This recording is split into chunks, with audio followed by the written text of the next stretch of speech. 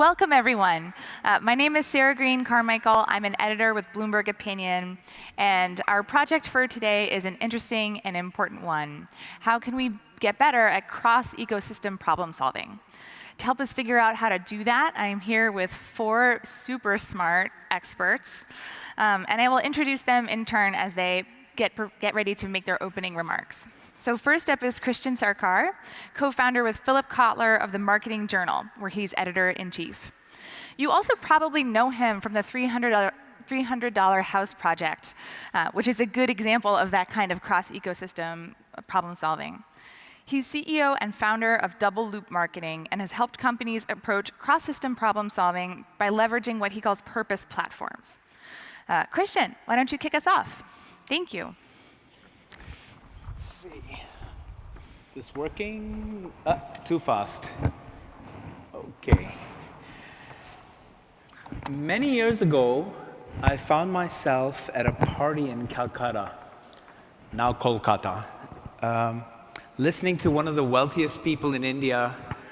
We were standing on a balcony. He was looking out on the street, and he was telling us how bored he was. He had done and seen everything. There's nothing left for me to do, he said. And I was kind of a kid at the time, so I just blurted out, why don't you teach poor people how to make money like you? And there was a poor woman going with her kid passing on the street below. And I said, see her, why don't you teach her to make money? I was never invited back to those parties. I guess the point I'm trying to make is, we live in a bubble where we think that this is our world, and it is an egocentric thing. And companies have the same problem, because if it's outside their company, it's not their concern. So a few years ago, I was working on a project called the $300 house, which was almost an accidental thing. There was a problem in Haiti with the earthquake, and overnight, 2 million people were in the streets. And the housing that they got was, the best they could get was a tent.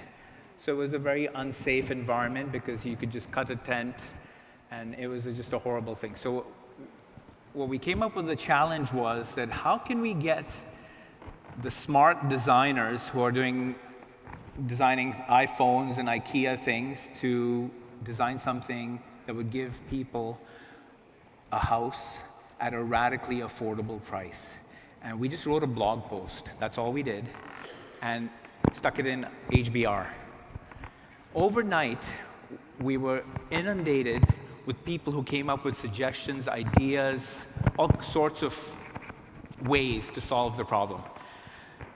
And our ecosystem had begun with this just one little idea, one little article. And what followed was every week we got another article that we published on some little dimension that had to do with this house.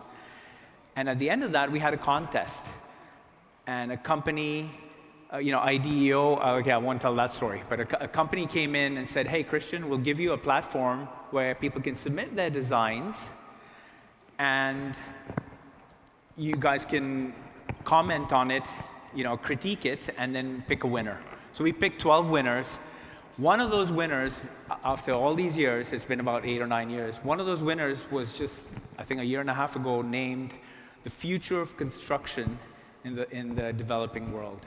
It's Henning Boats and his company called Moladi, which is this really innovative construction kind of thing, technique.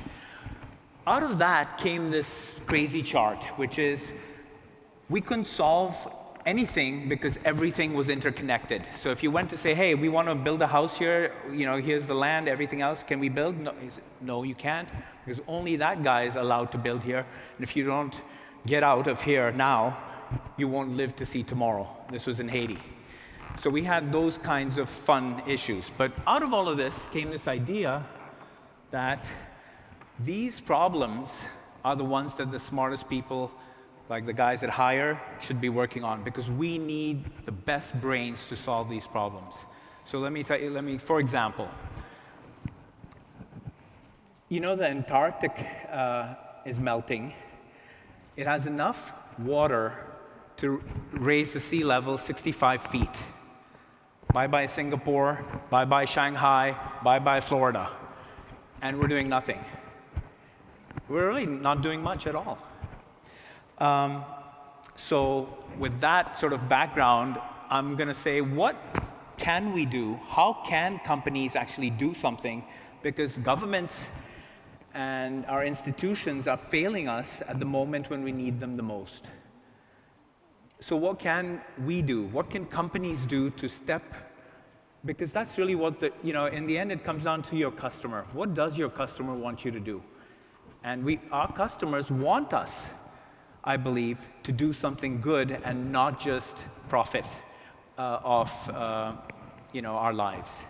So with that, I'm going to make a few comments that I took some notes here about what ecosystems are doing to us. So the first statement I'm going to say was Drucker was right. Management is the problem. And as we saw today, or yesterday, really, everyone is a CEO, right? Well, I think if everyone is the CEO, if individuals actually get to be their own rulers of their own destiny, then corporations actually are irrelevant. So ecosystems, if you really think about it, open ecosystems actually destroy the traditional corporation. And I think that's a good thing. We're going to manage without managers, as we saw today. And that's a good thing as well, because this is, again, where Peter Drucker was right. He said something about you can't manage knowledge workers. And so we have this thing where the knowledge worker of today is going to meet other knowledge workers, and they're going to come up with something. They'll have a joint purpose, collaborate, and make something happen. And all the barriers to making that happen are gone.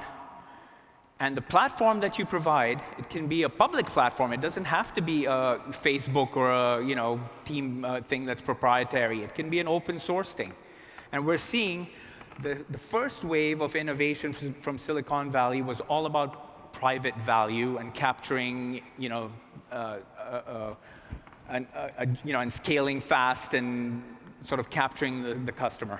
Well, we're seeing now a rebellion where Wikipedia just announced his alternative to Facebook. Now you sign up there, it's still $12 a month, but I think we're going to see the rise of public networks and networks of networks.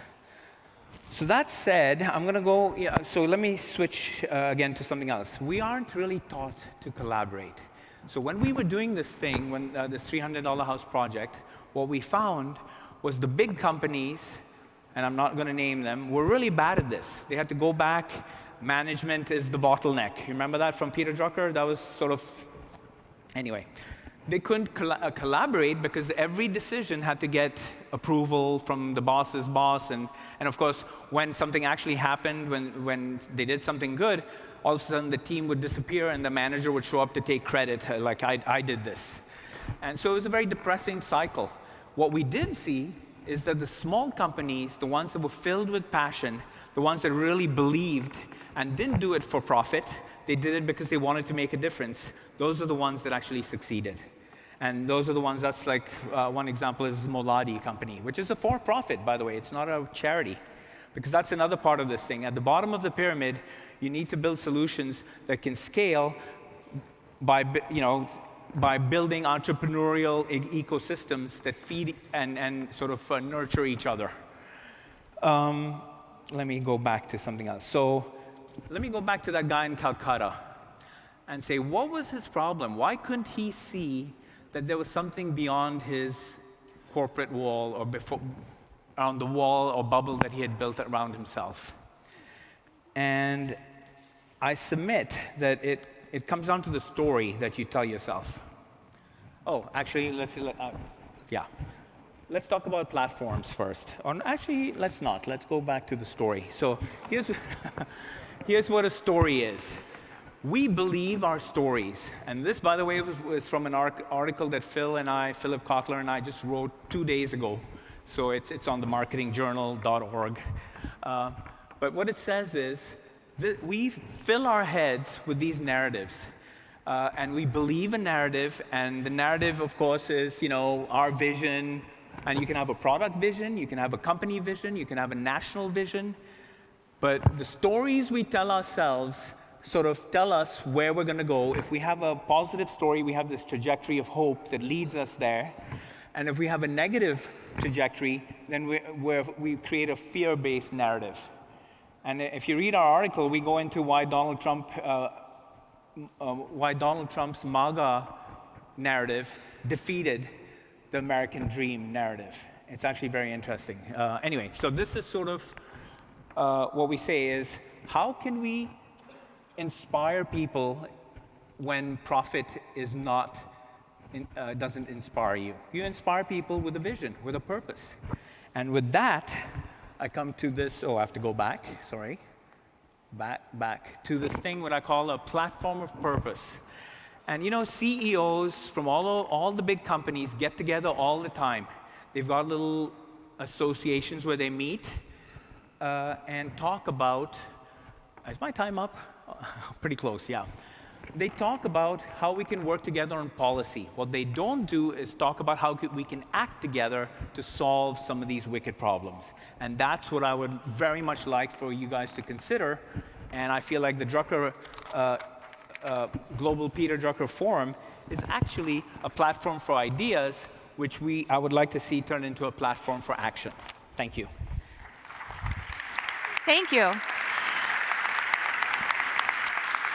Thank you. Christian, that's actually a great lead-in for our next speaker, Thomas Wedell-Wedellsborg. He's an author with Harvard Business Press, most recently of the forthcoming What's Your Problem? I did the Vanna White thing there as requested. Sorry. Too much information from me. Okay.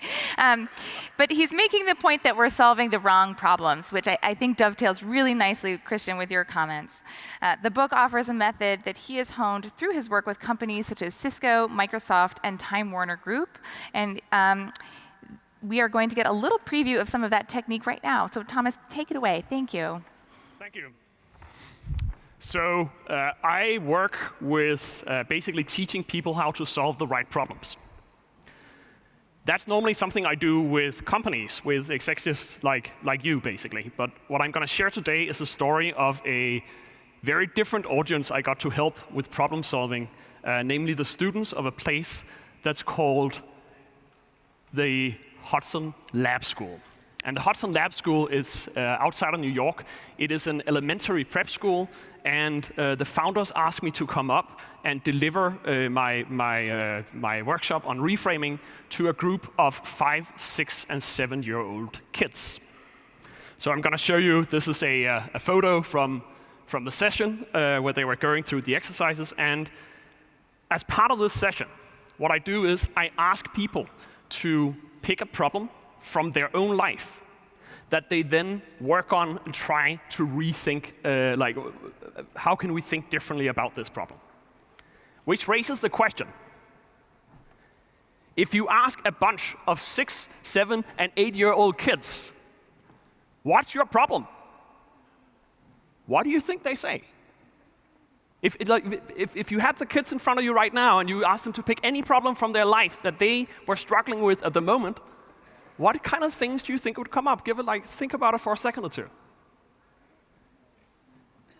Some of the classical things that I see the answers if I were to survey the room now, it's kind of the things that are like going to bed too early, unreasonable limits on screen time. My iPad, I want to spend more time with it. Stuff like I have to go to school. It's really annoying. I don't have the latest toy or whatever I'm dreaming of, the presents. Or food I don't like. Mom and dad is serving me stuff I don't really care about. What I found was if you guessed any of these things, you are wrong. None of these things came up when I asked the kids to pick a problem from their own life. In fact, parents were not mentioned in a single problem statement that they came up with. Which is great news. Basically, it means that they have accepted that we're evil dictators. They're okay with it. What did come up? Brothers, sisters, friends.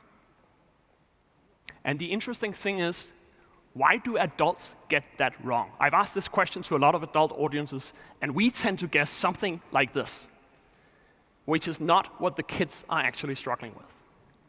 I think we get it wrong because when we try to take their perspective, well, we import our own problems into it.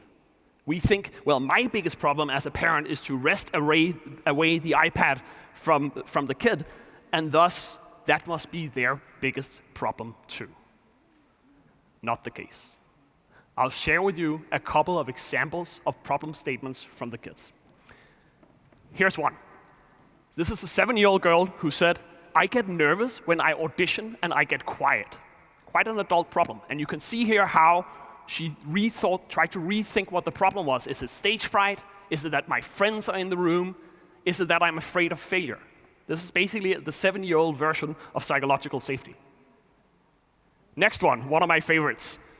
My sister hits me and my family when she's mad, and you can't hit back because she's smaller than you. So unfair. This is, you can see here, like it's a young mind struggling with ethics, basically. The one I really want to show you is a 7-year-old girl called Isabella. And Isabella had the challenge that her sister, 5-year-old, came always and asked her the same annoying question, which was, do you want to come upstairs and watch television with me? Now, Isabella's first thought was that, well, she's asking that question because she is an annoying person. She's put on this earth to annoy me. That's what's called the fundamental attribution error. It's basically the idea that when people annoy us, we assume they are bad people. I want to show you the two reframings that she came up with in the session. In the first one, she went in and said, basically, instead of looking at her sister's behavior, trying to look at her own. Peter Drucker's basic concept, basically, of managing oneself. How could I be less annoyed with my sister when this happens? And the second one, she went in and did something interesting. She asked the question, how can my sister be less lonely? Basically going in and managing to see her sister in a little bit kinder, more human light. Now, why have I brought this here? Why am I talking about the problems of 5, 6, and 7-year-old kids? I'm talking about it because it exemplifies a behavior we have to get right in order to get all the cross-system, ecosystem, problem-solving stuff in order to get that right. And that's the challenge of perspective taking. All the problems that we are discussing here in this forum, they're different. Managing AI, gender balance, running a company, privacy issues, what have you. They're all different problems.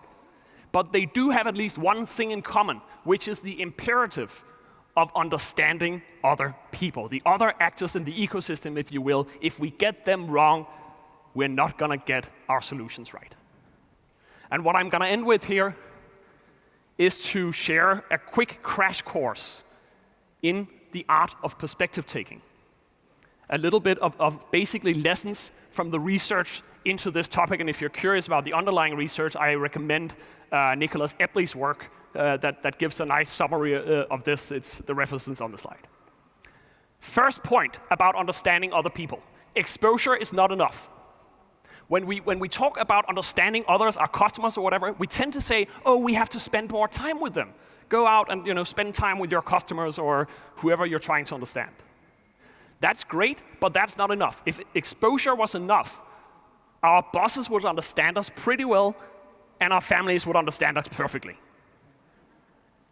As anyone know who's had family conflict, you can spend a literal lifetime with somebody and still not understand their perspective. You have to go beyond just spending time with them and invest active mental energy in understanding their perspective. Second idea. Empathy isn't everything. This is not just about how you feel. That's the normal thing we think about when we're trying to understand others. How do they feel about this? That is not the full picture. The research distinguishes between that and perspective taking. Perspective taking is a broader thing, where you also try to understand people's, the information they have, the situation they are in, their belief systems, lots of non-emotional factors. If you want a quick metaphor, it's basically imagine that you see your neighbor building a fence and hitting his finger with a hammer. Empathy is to feel his pain. Perspective taking is to understand why he's building the fence. That part we too often miss. And the last idea I want to share with you from research is what you saw an example of here with the kids. Namely, that it is not enough to try to step into somebody else's shoes. Imagine yourself in their situation. You also have to extract your own ego from that. You have to imagine them in their situation and how they are different from you. We tend to import our own values and worldviews into the situation we're trying to imagine, and then we get things wrong. These are 3 brief ideas. We'll get into this much more in the discussion, I hope.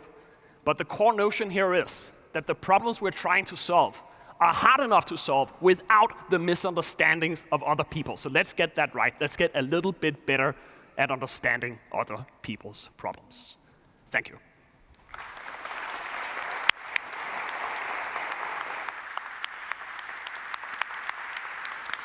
Thank you. Nice.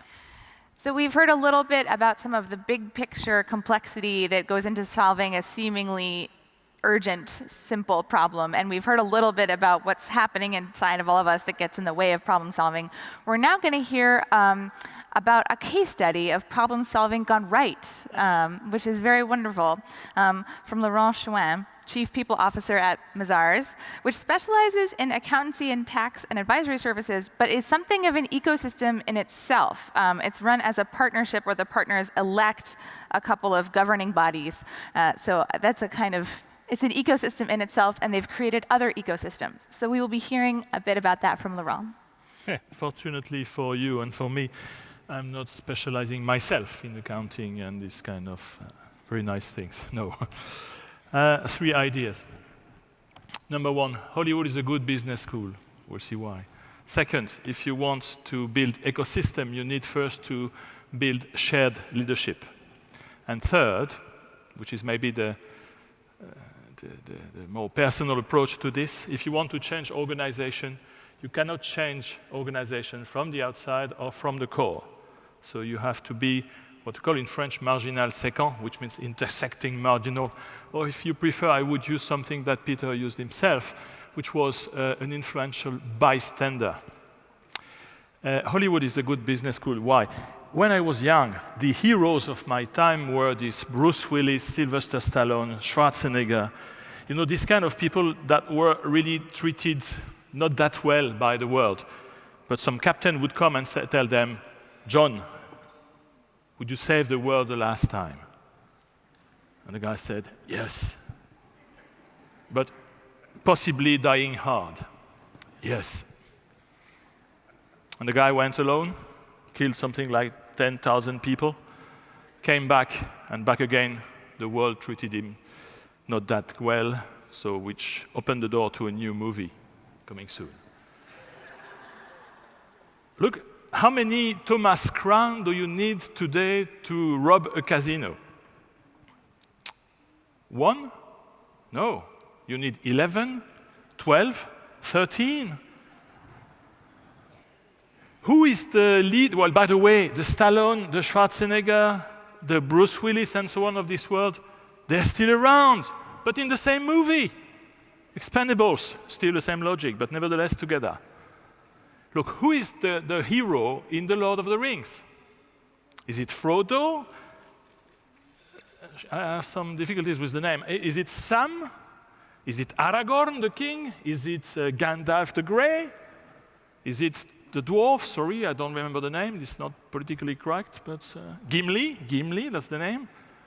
Actually, no one of them or all of them. And by the way, what's the first title of the series of movie? There was The Fellowship of the Ring.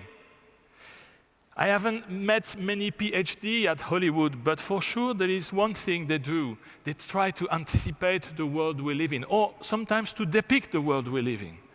And we come from a world that is a world that believes that a leader should be a visionary person that is solely saving the world. That's what happened when I joined my current company, Mazars. You know the Big Four? We are not one of them. For many reasons. Actually, when I joined Mazars, I was given 3 official explicit missions. built a talent strategy and these kind of things. But the CEO at the time was only the second CEO in 70 years. The first, just like McKinsey, we bear the name of our founder, Robert Mazars, but the successor developed it. So the Marvin Bauer of Mazars, named Patrick de Cambourg, hired me to help him manage his succession. And actually, the succession was quite complicated because he had been at the head of the organization for 30 years, can you imagine? Elected 10 times 3 years. And by the way, not the Soviet type of election, this kind of partnership. And you know what? He took the company with 40 people in a country, only one country, and when he left, we were 12,000 in 52 countries, and today 40,000 in 91. So you see, it's a huge growth. How do you succeed a man like this? I asked 2 questions. I said to him, first, do you have a successor identified? And he said, well, no. Internally, no. I said, no problem, I will find someone outside. He said, no way, it's a partnership here. And even by charter, it's written that people have to be at least 2 years with a partnership in an executive position to become the CEO. So I said, your equation is, you don't have anyone internally, and I cannot find someone externally. Give me a night to think over it. He said, no problem, let's meet for breakfast tomorrow morning, 7:30. I said, well, it was just an image, you know, a night is the minimum I need.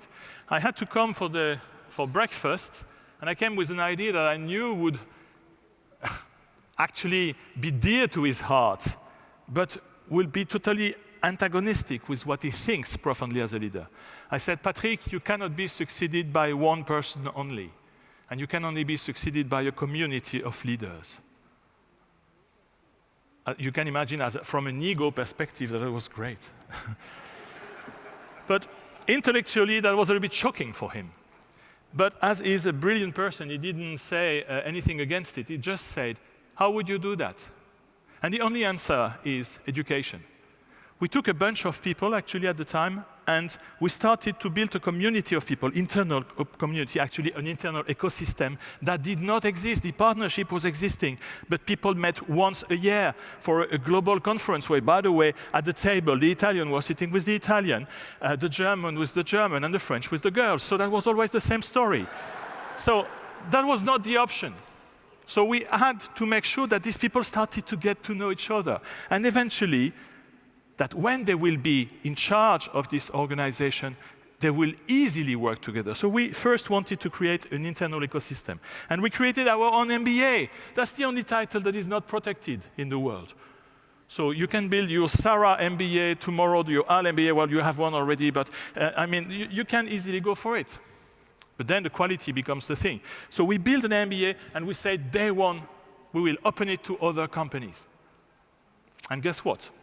That was the second ecosystem we created, because when you want to develop leaders, what do? We practitioners of things. You know what we do? Our corporate universities, most of the time, they only serve internal purposes. They just are addressing internal questions with internal people. The best way you have to groom leaders is to expose them to other leaders. So that's why we wanted also to create a second level of ecosystem. That was an open ecosystem. So that's where actually we were able to solve a very difficult succession issue with actually building first an internal ecosystem, but then exposing it to an external ecosystem. And this is my final point, the third idea. What kind of role can you have in this? What kind of role can I have in this?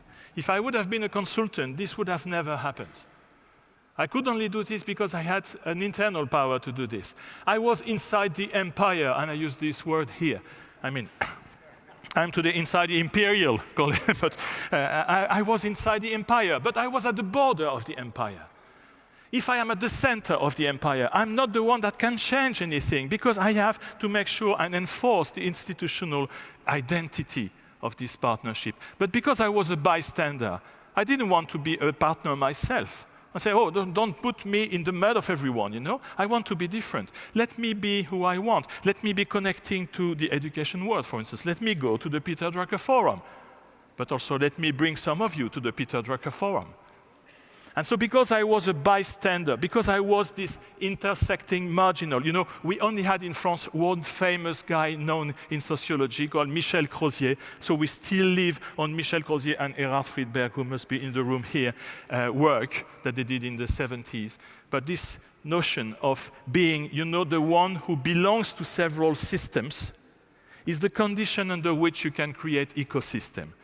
So idea number one, you can't build an ecosystem if you are not in a shared leadership atmosphere and environment. Second, if you want to build this ecosystem, you need to have people that are actually who belong to both systems without belonging to the core of any one of them. So that's your mission, that's why you're here, that's the reason, le raison d'être of the Peter Drucker Global Forum.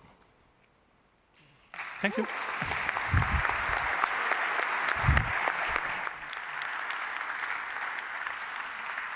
Thank you. So we'll conclude this opening session of remarks by hearing from Hal Gregersen, Executive Director of the MIT Leadership Center. He's a speaker, teacher, and coach with a diverse set of companies, from IBM to the World Economic Forum to my personal favorite, Chanel. His most recent book is Questions Are the Answer, and he's here today to talk about a type of leadership he sees a lot at MIT, which he calls problem-led leadership. So tell us about that. Thank you, Sarah. Need to grab this. Here we go. 5 years ago, I joined MIT, and I have a confession. My worst grade in college was a D in calculus. And everyone at MIT feels like an imposter. I think I'm the ultimate imposter there, okay? So with that confessional, I'd like to share with you, when I landed at MIT, I looked around and realized that how they operate here is precisely how they operate in the world's most innovative companies. And then I ran across a piece of data that said that the economic output of the 30,000 MIT alumni is roughly $2 trillion, which puts them at between the 9th and 10th largest economy in the world. And then I was deeply curious about how did they do that? And so Deborah Ancona, a colleague and I at MIT, interviewed students, alumni, faculty, staff, and recruiters to figure out what does it mean to be a leader coming out of MIT. Point number one is, when we ask students or alumni, what does it mean to be a leader coming out of MIT, they would look at you cross-eyed, like, why would I want to be a leader? Because frankly, they found that word repulsive. They did not want anything to do with leadership. That meant position, that meant power, that meant politics, and that meant I can't solve tough, cool challenges. I'm going to be busy doing that other stuff. And what we found was that they preferred something we call problem-led or challenge-driven leadership. And I'm just going to cycle through these because we don't have time to go into them in depth, but then I'm going to talk to them. Here we go. Number one, if you're trying to lead an ecosystem, choose a challenge that's worthy of an ecosystem. Care about a problem that's bigger than you are, meaning you, your team, your organization, or even institution. And so the starting point becomes, have I chosen a hard, big, edgy, wicked challenge? And if I've done that, by definition, I can't do it alone. That's the second part. I can't do it alone, and so therefore I've got to find other people who care as much about the challenge as I do. They're not following me, the leader, they're following the challenge and joining to follow and chase after that. And a challenge that's big like that requires lots of different perspective, lots of different expertise, and demographics and idiosyncrasies are irrelevant. All I care about is what do you bring to the table to help us solve this challenge? And as we're doing that, you might step up at one point, you might step at another point, I'll step back, but at the end of the day, we will iterate, we will find the data, and we will figure out a way. And that's the quick summary of what we heard from these folks, which in fact is what innovators do in the most innovative companies in the world across often ecosystems. So let me give you 2 or 3 really quick examples at the individual, organizational, institutional, and maybe if we have time, societal level of what I'm talking about. You all recall Elon Musk a number of years ago gets stuck in traffic in Los Angeles, and he has this wild idea of what if we threw a train through a vacuum tube faster than trains currently go, and he called it the Hyperloop. Well, he tossed that challenge out there. And for someone at MIT, that's wicked cool. Like, how could we do that? And so you had a group of self-appointed students at MIT come together from all sorts of technical backgrounds, literally a diverse range of technical backgrounds, who tackled this challenge in literally a few months. And the first pass on that challenge, it was the Hyperloop Challenge. Teams like this from all over the world, they took first place. But the point is, there was a leader, but she and he weren't the leaders. The leader was the challenge. And these folks were just simply excited to get up, get into it, and iterate and ask the tough questions and pull off what others weren't pulling off. Now I'm going to go to a more serious challenge. For those of you in the room,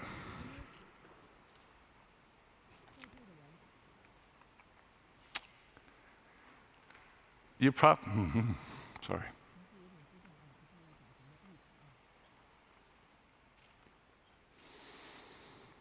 You probably know that this is forgive me.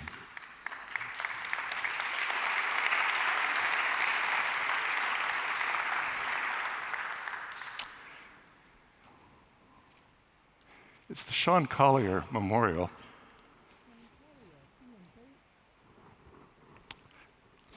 At MIT. At the bombing of the Boston Marathon in 2013, Sean Collier was standing on this spot when one of the suspects shot and killed him. It devastated the community, and nobody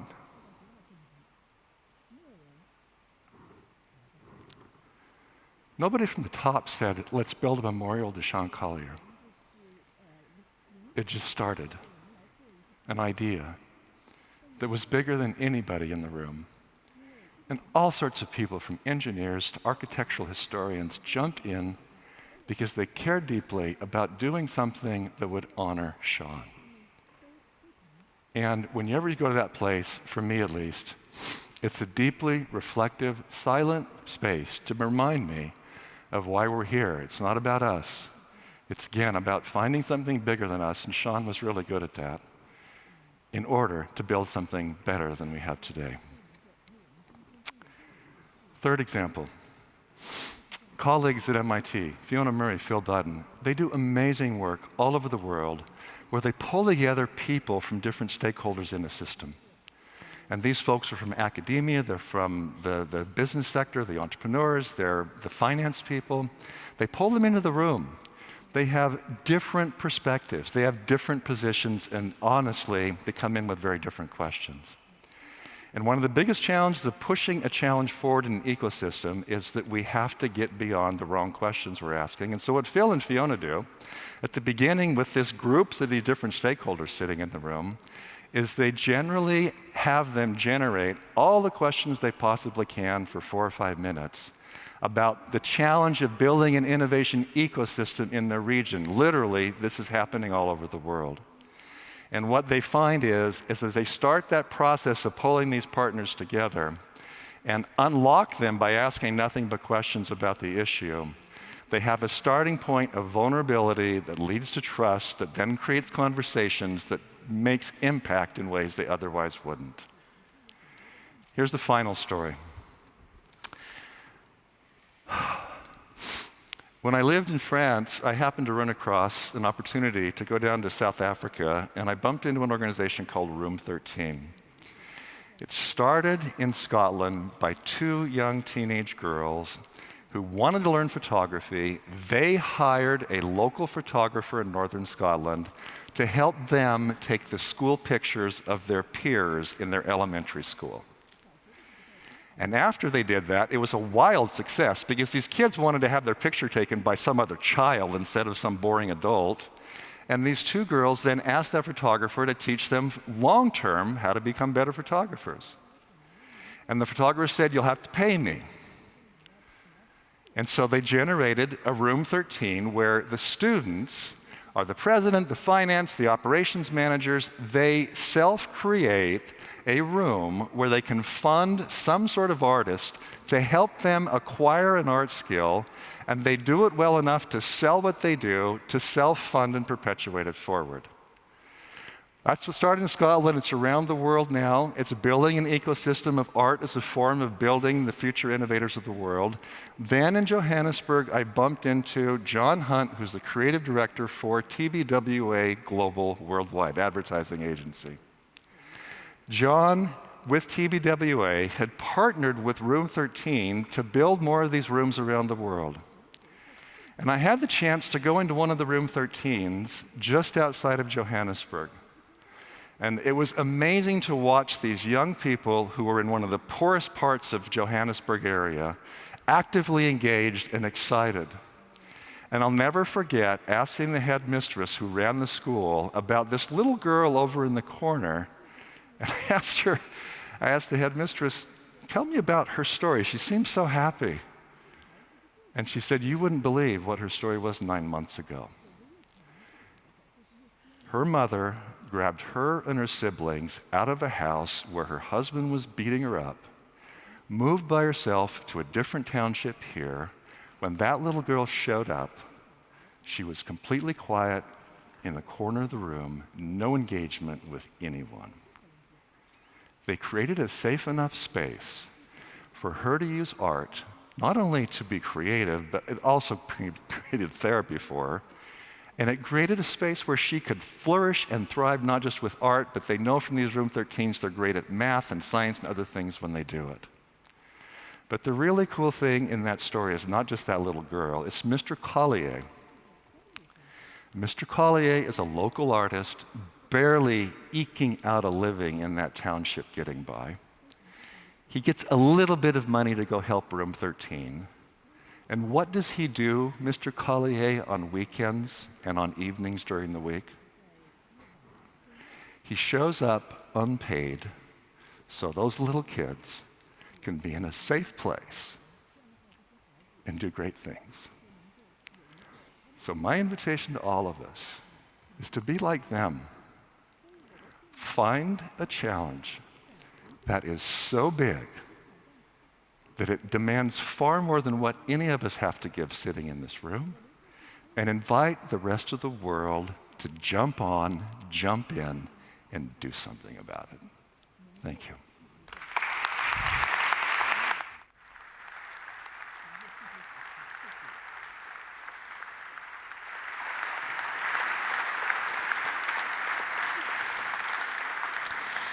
So I heard a kind of theme developing through our presentations, whether we're talking about problem-led leadership or a kind of fellowship of the ring way of thinking about ecosystems, or a purpose platform, this idea that somehow the ecosystem will come together if the challenge is worthy enough and rise to the occasion. And Christian, you even quoted Peter Drucker saying management is the problem. So I'm wondering if the ecosystem will sort of self-organize, what is the role for the manager or the leader in the, it seems weird to sit at a management conference and say, really, like, we can just do it ourselves, you know, as a self-organizing conglomeration. We've seen this thing with the 2 pizza teams and the 12 nurse teams. It's devolving and giving power back to the edge. And that's what it is. The power is still there, it's just distributed. So there's not one, you know, when Julius Caesar and Pompey and all those guys got together at Lucca, the 3 of them signed a thing, we're going to share power. But there were 3 bad guys, they all beat each other up, and we know the rest. But if you have 800 people sharing power, or 10,000, you can't do that anymore.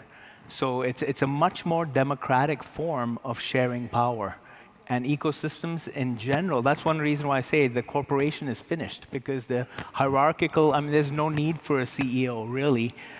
It's almost, the company becomes a platform, and that platform doesn't even have to be a private platform. It can be a public platform. It can be an open source platform. And in the future, it's going to just be it's going to be a nerd-to-nerd platform. People who care about something that unite, and of course there's what we see now across, in England, for example, we see these local community-based platforms coming up where people go, you know what, the government's not solving our problem. Let's get together as citizens and come up with solutions. So we're okay, yeah. I'd add to that and say, one of the leaders or management's job is to actually figure out what problems are worth solving. Because when we're talking global problems, we kind of know what they are. But inside a company, you often need somebody to go in and say, what is a crucial problem for us to solve that aligns with our mission, that aligns with what our capabilities and so on, and get that right. And that's not necessarily that easy of a challenge. So it puts greater emphasis, I feel, on leaders' ability to understand what problems to solve. I wonder about that a bit, just because, when we say, it seems like some of your examples were examples where no leader had said this is a problem we need solving. People just sort of seem to spontaneously come together and act. That's what those examples would signal, but so I've had the chance to interview Jeff Bezos before and talk with him and be inside of Amazon, and the issue is Jeff Bezos defines himself as a relentless problem solver. And Ed Catmull, who was here yesterday, defines creativity as problem solving. And so in these innovative organizations at the top, the leaders are defining themselves this way. That's what they do. And so if you're at Amazon, I don't care whether you're Jeff Wilke reporting to Jeff Bezos at the very top or whether you're at the very bottom of the organization, the expectation is when you show up, you look around, you pay attention, and you have the opportunity and obligation to find and solve challenges and problems. And they have a process called the working backwards process, where you find something interesting that you think could be done better for the customer or for the organization. You write a document that says, in 5 years, this is what's going to happen cool. Here are 6 pages of questions and answers that I think we're going to face if we try to do this. And we write that document up. 10 people sit in a room. They read that document for the first time. They debate it intensely for the next 60 to 90 minutes. Everything, candor, feedback, questions, tough stuff comes up. More than half of the time, those conversations come to a conclusion, yes or no. And when it's yes, it's go. And you, Sarah, are the single thread leader, meaning you're responsible to make it happen. And then it's like, well, who else could we, in that 2 pizza team logic, who could we pull into it? So it scales even in an organization where you've got direction and you have things already in place, creating that spirit where you're here. That's why you come to work in the morning, is to find and solve challenges. Laurent, what about in an organization like yours where it's independent partners governed by elected bodies? But that's basically the problem, because I don't think it's natural at all. It would have never happened at Mazars if we wouldn't have made the decision. The last war we won, the French, was the French Revolution, because it was the French against the French. So there was no other way. What I mean by this is, what is important is not the freedom to act, is the idea of freedom. And what I mean is you have to fight hard to preserve this capacity to protect the nascent idea, if you want. When we went to this shared leadership thing, it's not totally true that we didn't have a leader in mind. I had one, and he's today at the head of this organization. But nobody would buy into him because he was not the Jesus walk on the water type of leader. He was not the visionary person, that would say, I have understood what the rest he has not understood. This doesn't work. So that's why I think it's not natural, because if you consider natural what we had over the past 60 years learned in the business school, in our world, and so on, so the model of the Sylvester Stallone, Bruce Willis, and so on, deep in the mind, people were used to this. And so it means that you have to reacquaint people with the idea of being free, doing things, exactly what Hal is explaining all along his life. I mean, it is not a given. That's my point. That's why it's not this kind of naturally born movement that you can expect. You need to create the conditions for this, and then our young generations, we want to transmit. That's the big thing. We want to transmit things. And they tell us, don't transmit, just permit. Just allow us to do what we want. Let us create our own codes. And that's what we need to do. In my view, a leader is there to protect a nascent idea, especially when it is fragile, you know? But if you just wait that it happens, I can tell you it would never have happened at Mazars. We would have today the kind of visionary thing and a poorer leader than we had before. So you have to, that's the role of this bystander I was talking about. If I would be involved in the power games, I wouldn't have the power to protect these nascent ideas. You have to play this. So that's why it's not natural, in my view. Well, in this spirit of distributed power, if anyone out there has a question, there are microphones somewhere, so throw your hand up. Yes, but they're not working. So. Oh, they're not working? He's kidding. Oh, I don't know. I mean, one of the problems with distributed power is most ideas are bad. So how do we deal with killing the ideas that needs to be killed? And like the idea that everything that will emerge from the bottom up should be done is in my experience, not true. Of course. But I was curious about, Especially in a partnership, today we are no longer French, we are totally international, but I would say the French would add to this. Just trust them in their ability as skeptical professionals to kill any idea as soon as it is strong. You know? So this is not the kind of quality we are missing. We are more missing the ability to say yes to something that is not obvious. So, but the killing part is an easy one with us. I would say this is what people naturally have, to kill ideas. This is the entire life of Al has been spending this to say, first listen, you know, because then otherwise nothing will exist in a certain way. And I agree with that, but I think we can also swing too much in the other direction, and like if we try to avoid killing everything, that's not going to work.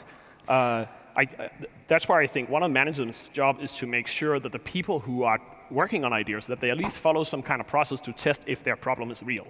Like, do they use lean startup philosophies? Or do they disappear into a lab for 3 years and try to build something that nobody needs? So how do we see this sort of shake out this question of, do you really need someone sort of setting the agenda versus can people just come together and set it themselves, when we truly are looking beyond one organization and at cross-system problems? Well, the ownership of these ideas and making them happen usually happens with a very passionate person who would be doing this no matter what. And almost in every community that you have, whether it's in Haiti with Partners in Health, or as we saw in, it's those nurses who care deeply about their work who are going to do the right thing. What the organization has to do is allow them and give them the resources and sort of the advice maybe on how to help them when they need the help. Not to tell them what to do, but help them and support them. So that becomes the role of leadership, is to basically be a support service to these teams. And that's actually how platforms work, because a platform is a service. I'm happy to say that, you know, it has been said that it was Steve Jobs who said that, but I found a written document from the founder of Mazars who said in the 50s, if you hire smart people, don't tell them what to do, ask them what to do. This is exactly the point. We have the chance to be in our partnership, but it's the case, of course, in the industry. 92% of the people with us, they have a master degree. So they are brilliant people that have been educated and so on. So to work like an army would be really a killer there. You know, that wouldn't make sense. I mean, if you have this gray matter, make something out of it. Be smart. I'm reminded of a conversation I had with Nick Baton, who's the CEO of ASOS, as seen on screen, which for millennials, they all know what that is. It's like the clothing of choice place to buy clothing. Well, Nick Baton's closer to my age, and he historically had worked in more traditional industries, and he had his closet wardrobe full of suits and so on. He gets hired as a CFO, and then he becomes the CEO. And he has an initial town meeting like this with the employees, and one of the designers at ASOS raised her hand and she said, look, you're a numbers person. What do you have to offer that's going to help me? It was that blunt of a question. And for some CEOs, they wouldn't know what to do with that. But for Nick, it's like, he paused for a minute, and then it was, you're right, I am. What do I need to do to help you get your work done better? And then he shut up and he listened. And I think what he was essentially inviting her to do was, what challenge do you care about that the system might be getting in the way of you doing it? And can I be a resource to get that done? And so for me, it's that constant logic of, what do you care about? And, one of the fun things to think about, if you are the top of your organization or if you're reporting to somebody, is if you're reporting to somebody, do you have clarity about what challenge your boss cares most about? And does that inspire you? And the second question is there a challenge you care deeply about that no matter what happens, you will not let go of because it's going to make a difference for the patient or the client or the customer? And if the answer to either of those questions is, I have no idea what she wants up there, and it's not clear for me, we have a deep engagement problem here. And that can happen at the team, the organization, or the ecosystem level. And so when ecosystems start imploding, it's perhaps needs the reframing of the challenge in a way that different stakeholders care again. And then once they reframe to care again, it's how can we get out of the way so you can get on your way? Well, and that's actually kind of a nice example of perspective taking, I think, in a way. Taking your boss's perspective, but then also taking the perspective of people around you.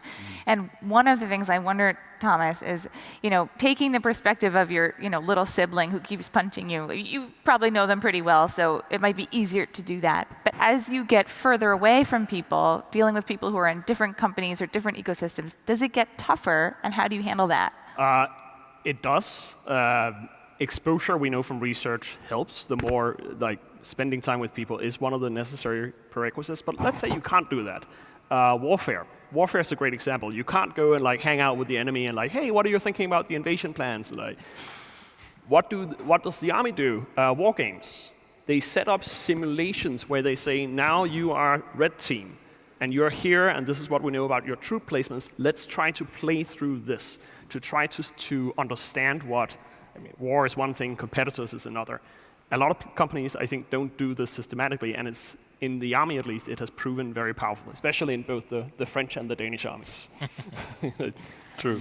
So we have just a couple minutes left, and I would love to just quickly hear from each of you, a 10-second, super quick closing thought. Hal, let's start with you, if you are ready to do that. If not, I will go down to Laurent, and you can think about it for a second. I'm fine. Okay. For me, whether it's the ecosystem, the organization, or a team level, the biggest challenge to innovation is isolation. Period. We call them silos historically, but those silos could not just be functional, they could be personal. I'm siloed off from you. Yeah.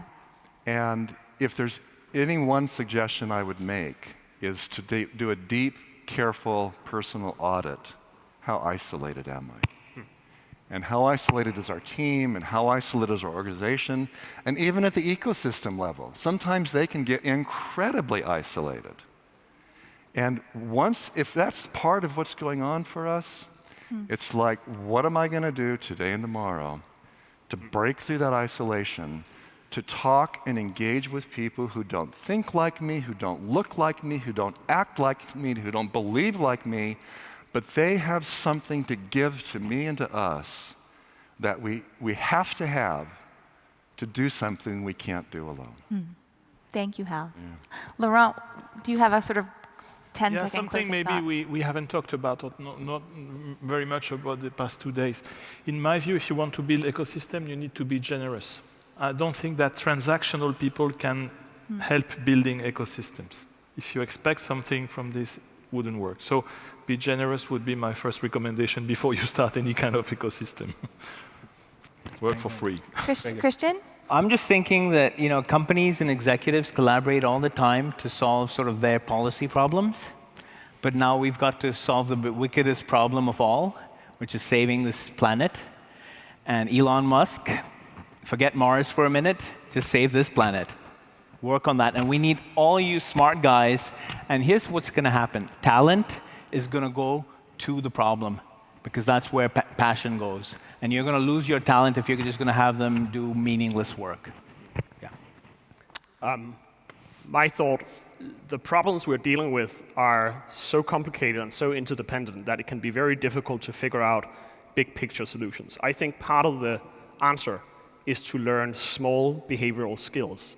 The idea of building psychological safety in a team, the idea of adapting lean startup practices, the idea of reframing and solving the right problems, the idea of getting perspective taking right. We can't predict the future, but if we can get those small things right, then I think we have a fighting chance. Thank you very much, gentlemen. And thank all of you.